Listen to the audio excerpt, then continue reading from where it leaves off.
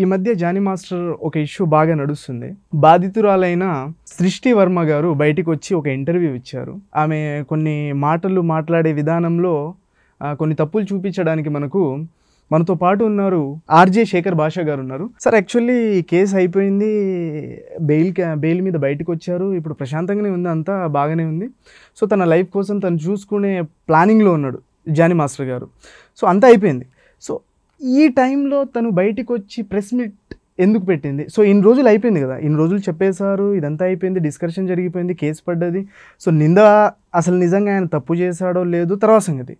అంత అయిపోయిన తర్వాత తనకు కోర్టు బెయిల్ ఇచ్చింది, బయటకు వచ్చారు. ఇప్పుడు తను చూసుకునే టైంలో సో ఈ అమ్మాయి బయటకు వచ్చి ఏం చెప్పాలనుకుంది, ఏం చెప్పింది? సో దీని మీద మీ ఒపీనియన్ ఏంటి సార్? పగ పట్టిన మగపాము, తీరని పగ. ఏం చెప్తాం ఇంకా? పడయప్పలో అదే నరసింహ సినిమాలో నీలాంబరిలాగా నీకు ఎంత చేసినా నాకు సరిపోలేదురా, ఎక్కడైనా ఎలా పనిచేసుకుంటారా? నీకు నేషనల్ అవార్డు పీకిచ్చా, నీకు ప్రెసిడెన్షిప్ పీకిచ్చా, నీకు 35 రోజులు జైల్లో పెట్టించా, పోక్సో కేసు పెట్టా, నీ పరువు తీసా, ఇవన్నీ చేశా, అయినా కూడా నాకు సరిపోట్లా. ఎక్కడో చోట నువ్వు కొరియోగ్రాఫ్ చేసుకుని బతుకుతావా? ఎలా చేసుకుంటావు చూస్తా అని చెప్పి మళ్ళీ వచ్చి మళ్ళీ పోక్ చేసి మళ్ళీ ఆయన్ని పరువు తీసే విధంగా మాట్లాడడం, వాళ్ళ ఆవిడని తిట్టడం, వాళ్ళ ఫ్యామిలీ మెంబర్స్ని తిట్టడం, ఇలా చేయడం. అంటే ఒక కచ్చ కనబడుతుంది మనిషి, ఎంత కచ్చ ఉంటుంది అనమాట. దానికి ఆవిడ పెట్టుకున్న పేరు సెల్ఫ్ రెస్పెక్ట్. అసలు వీళ్ళు ఎప్పటి నుంచో, తను చిన్నప్పటి నుంచి తనతో చాలా కాలం నుంచి జర్నీ చేస్తుంది ఈమె. ఒక డ్యాన్స్ నేర్పించిన మాస్టర్గా తనకు ఒక లైఫ్ ఇచ్చాడని తనే చెప్పుకుంది. మళ్ళీ తనే కొంచెం నన్ను కొన్ని విధాలుగా ఇబ్బంది పెట్టాడు. సో ఆ ఇబ్బంది నుంచి నేను బయటికి రావాలని ప్రెస్ మీట్ ముందుకు వచ్చి తను నన్ను ఇబ్బంది పెడుతున్నారు, దీనికోసం నేను న్యాయంగా పోరాడతాను, ప్రతి మహిళకి ఇలా జరుగుతుంది అనే ఒక టాపిక్ని బయటకు తీసుకొచ్చింది. సో అసలు అంత మంచిగా ఉండే వ్యక్తి తనకు ఆల్రెడీ పెళ్ళయింది, పిల్లలు ఉన్నారు. సో ఇదంతా ఉన్నప్పుడు తను నిజంగానే తనను ఆ టైప్లో ఇబ్బంది పెట్టాడా? మీరేమనుకుంటున్నారు? నిజంగా చేసి ఉంటాడా జానీ మాస్టర్ అనే వ్యక్తి? ఇప్పుడు ఇబ్బంది అంటే నీకు నేను చెప్పిన మాట నీకు నచ్చకపోతే నీకు ఇబ్బంది అనుకోవచ్చు. వద్దు అది చేయొద్దు అన్నాను అనుకో, అది నీకు ఇబ్బంది అనిపించవచ్చు. లేదు అది నేను చేస్తాను నువ్వు సహించాలి అన్నావు అనుకో, యువతల వాళ్ళకి ఇబ్బంది అనిపించవచ్చు. ఇబ్బంది అనే దానికి డెఫినేషన్ మారిపోతూ ఉంటుంది. ఇబ్బంది వేరు, రేప్ వేరు. ఓకే, ఇబ్బంది పెట్టాడు అను, సరే పోనీ, 4 తిట్టాడు అను, ఓకే. కానీ దాన్ని రేప్గా చిత్రీకరించి, దాన్ని పోక్సోగా చిత్రీకరించి చేస్తున్నారు చూసారా, అది జీర్ణించుకోలేని ఒక దారుణమైన విషయం. ఏ జరిగితే అది డైరెక్ట్గా చెప్పచ్చు. ఇప్పుడు ఎలా ఉంటుందంటే, మొన్న రీసెంట్గా ఒకటి చూసారు, ఒక 4 లక్షలు 5 లక్షలు వాడు ఇస్తానన్నాడో ఇవ్వలేదో ఏదో అయింది. ఈవిడ వెళ్ళి కేసు పెట్టింది. వీడు నాకు డబ్బులు ఇవ్వాలి అని చెప్పి ఫస్ట్ ఒక పోలీస్ స్టేషన్లో కేసు పెట్టింది. పెడితే సరే అని చెప్పి తీసుకున్నారు, కేసు అయింది, ఏమీ పెద్ద ఇదేం లేదు. తర్వాత ఎవరో సలహా ఇచ్చారు మహాతల్లికి, ఇలా పెడితే ఎందుకు వస్తారమ్మా, ఇంకో ఈ స్టేషన్లో పెట్టావు, ఇక్కడ కాదు వేరే స్టేషన్లోకి వెళ్ళి రేప్ చేసాడని కేసు పెట్టు. ఆల్రెడీ బ్యాక్గ్రౌండ్లో ఎవరో చెప్పుంటారు. సో వాళ్ళ ప్లాన్ ప్రకారం ఈమె వచ్చి బయటకు వచ్చింది.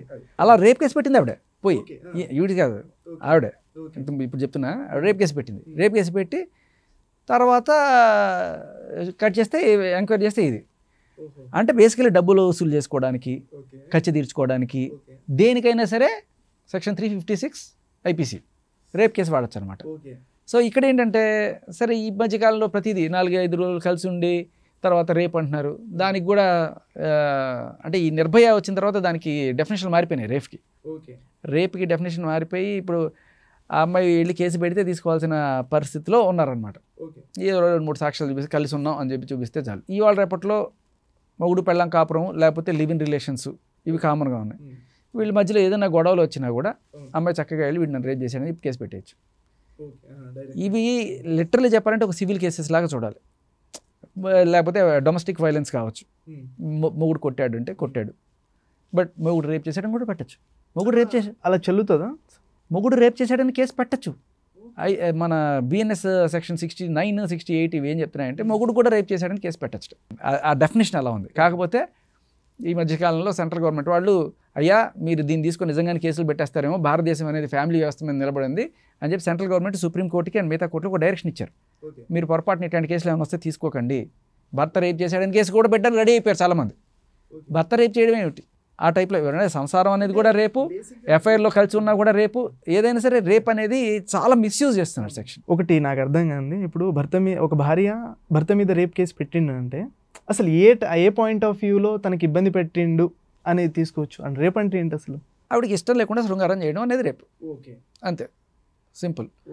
సో అయితే ఇప్పుడు ఏంటంటే ఇష్టం లేకుండా జరిగిందా, లేకపోతే జరిగిన తర్వాత ఆవిడకి ఏదో కోపం వచ్చి జరిగింది కాబట్టి, మొన్న జరిగింది నాకు ఇప్పుడు ఇష్టం లేదు కాబట్టి ఇచ్చి కేసు పెడతాను.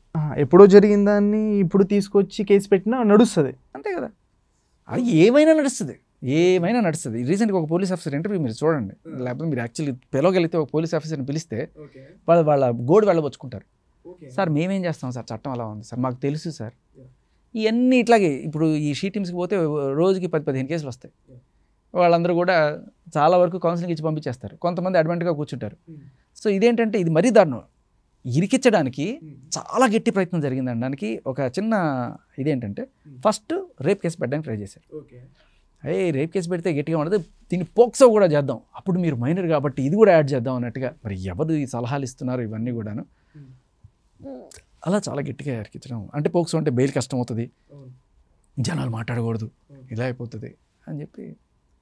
సో దీనికి ఆవిడ మళ్ళీ ఫన్ బకెట్ భార్గవతో ఈయన కంపేర్ చేస్తుంది. ఫన్ బకెట్ భార్గవ్ చేసింది 14 ఏళ్ళ అమ్మాయి, ఈవిడ 17 ఏళ్ళ 364 రోజులు ఎంతో, అంటే ఒక 2 రోజులు పోతే మేజర్ అవుతారనమాట. అప్పటికి ఈవిడ ఏం చేసింది, అబద్ధాలు చెప్పే కదా, నేను మేజర్ అని చెప్పే కదా డీ జోడీలోకి వచ్చింది. సో మేజర్ అని చెప్పి వచ్చిన తర్వాత అవతల వాళ్ళు మేజర్ అనుకోకుండా మైనర్ అనుకుంటారా? నీ డేట్ ఆఫ్ బర్త్ ఇలా ఉంది కాబట్టి సార్ నాకు ఇది ఒకటి ఉంది సార్ అస్త్రం అంటే వేసేద్దాం పోక్సో. చాలా దారుణం. అది వైలెన్స్ జరిగింది, కొట్టాడు, తిట్టాడు, ఆపర్చునిటీ రాకుండా చేశాడు, ఇది పెట్టాల్సింది. రేపు పోక్సో ఏంటంటే ఇదే చెప్తున్నాను కదా, డబ్బులు వసూలు చేసుకోవడానికి కూడా రేప్ కేసులు పెట్టేస్తారు. యాక్చువల్లీ తను మాట్లాడిన దాంట్లో కూడా చాలా భారీ ఎలిగేషన్సో నిజంగా జరిగిందో మనకు తెలియదు. సో వాళ్ళ వైఫ్ ఉన్నా కూడా తనకి ఇబ్బంది పెట్టే సిచ్యువేషన్స్, అండ్ పెళ్లి చేసుకోవడానికి నన్ను వాళ్ళ రిలీజియన్లో కలుపుకోవడానికి ఇలాంటి కొన్ని ఎలిగేషన్స్ కూడా చేసింది. మీకు తెలిసిందే. కాదు ఈవిడే వెళ్ళి ఆయన ముస్లిం కాబట్టి 2 పెళ్ళిళ్ళు చేసుకోవాలి కాబట్టి చేసుకోవచ్చు కదా అని చెప్పి వీళ్ళు వెళ్ళి చేశారు. ఆయన ఇంకా వద్దంటుండే. ఆ మౌలానా సాబ్ దగ్గరికి వెళ్ళి మాట్లాడుతున్నప్పుడు నేను విన్నా, అది మీకు ప్రజెంట్ చేయలేకపోతున్నాను కానీ ఆయన చాలా క్లియర్ కట్గా చెప్తాడు, అమ్మా ఊరి చాలామంది ఇదే అంటుంటారు, ఇస్లాం కాబట్టి చేసుకోవచ్చు కాబట్టి అలా ఇజాదత్ నైదైతే అమ్మా, ఆవిడకి 12 ఏళ్ళు ముగ్గురితో కాపురం చేసే పిల్లలకి ఇప్పుడు మీరు వచ్చి పెళ్లి చేసేసుకుంటానంటే అంత ఈజీగా అయ్యేది కాదు అని చెప్పి ఆయన చాలా క్లియర్ కట్గా అదని చెప్పారు. ఈవిడ లేదండి చేయండి, నా కూతురునిచ్చి చేయండి, నా కూతురు తట్టుకోలేకపోతానండి, వాళ్ళిద్దరు కలిసి సినిమాకి వెళ్తే తట్టుకోలేదండి, నా కూతురు వాళ్ళిద్దరు కలిసి డిన్నర్కి వెళ్తే ఎట్లా ఉంటుందండి, నా కూతురు గుండె రగిలిపోతుందండి. ఏమిటిది?